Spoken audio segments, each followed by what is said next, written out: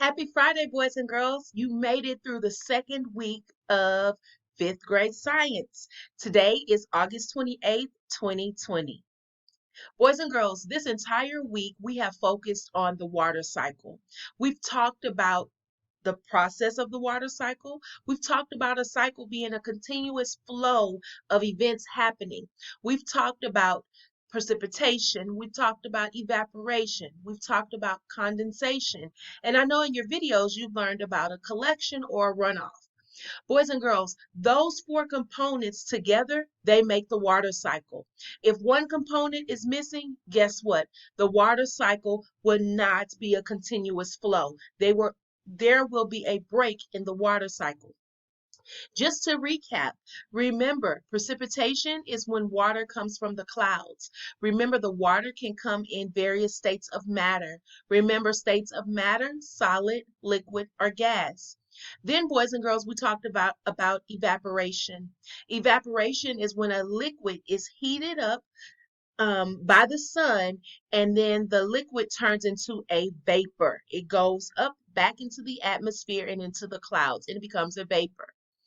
Then, boys and girls, we talked about condensation. Remember, the opposite of evaporation is condensation. A condensation is when the water vapor turns into a liquid. Remember, we did an activity in regards to the bathroom. When you took a hot shower, what did you notice in the bathroom? Was the bathroom foggy?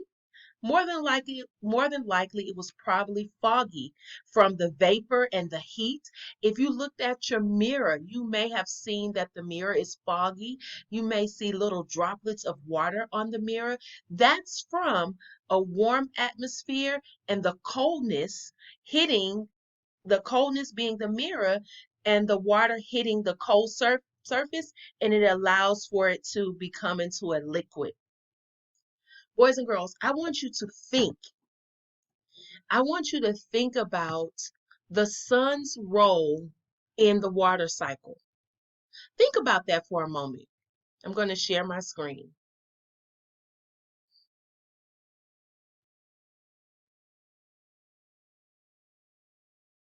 Okay. Today, we will understand how the sun plays a major role in the water cycle. The sun is what makes the water cycle work. Remember, if the sun is not out, the water can't evaporate and go back into the atmosphere and into the clouds. Remember, when it gets to the clouds, it comes down as precipitation. So remember, if one component is missing, the cycle will not work. So in order for the cycle to work, we need the sun. The sun provides the earth everything it needs to function. In order for plants to grow, we need the sun. In order for us to be able to grow fruits and vegetables and things like that, we need the sun. It powers a lot of energy for the living things on earth. Heat causes liquid and frozen water to evaporate into water vapor or gas, which rises high in the sky to form clouds. Remember, I just said that. The clouds that move over the globe and drop rain and snow. Energy from the sun causes water in the oceans to evaporate. The water vapor rises into the air and the salt remains behind. So, boys and girls, it's very important that we have the sun in our water cycle. If we look at the anchor chart that I have here, let me adjust my screen for you.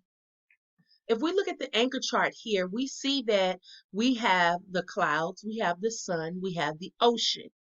If we did not have the sun, the water in the ocean could not evaporate and produce to the clouds. So the sun is the major component of our water cycle. Boys and girls, I want you to continuously think about the sun's role in the water cycle.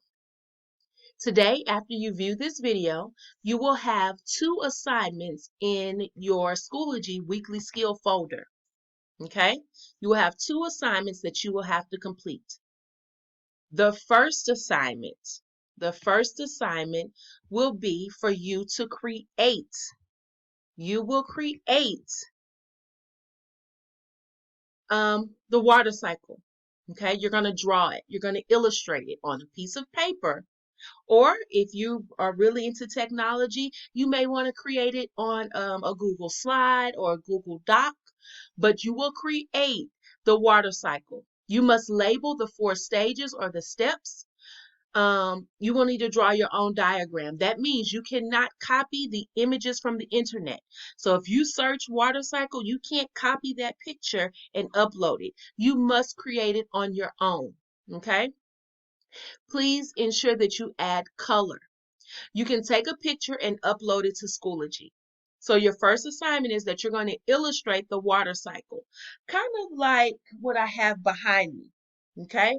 Where I drew the water cycle. Now you just need to add the 4 stages to show me how the water cycle goes.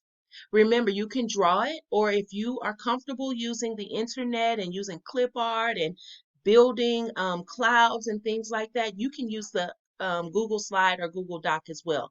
But if you're not comfortable, it's okay to draw a picture and upload it. The second thing that you will do in your Schoology weekly skill activity folder, you will take an assessment over the various components of the water cycle. Okay? So you have 2 assignments. Again, the first one, you're going to draw the water cycle and you're going to label all 4 stages. You're going to ensure that you have color. You're going to make sure that you didn't copy it off the internet and just upload the image that you see. You're going to construct it yourself. After you do that, then you're going to have an assessment in regards to the water cycle. So it's going to probably be multiple choice, and you're going to answer the questions in your Schoology. Boys and girls, it's very important that you guys are doing your assignments every single day. So take your time, review the video, review your interactive notebook. We've started putting things in our interactive notebook. Use this as a reference for you. That's why we have it, so that you can take your assessment. You can make a great grade. You can draw your pictures. You can upload them. Okay, boys and girls, I hope you learned so much about the water cycle this week, and I hope to see everybody back on Monday. Have a great weekend. Take some time, enjoy your family and friends. Remember to always give 100% in everything you do, big or small. See you guys again on Monday and have a great week.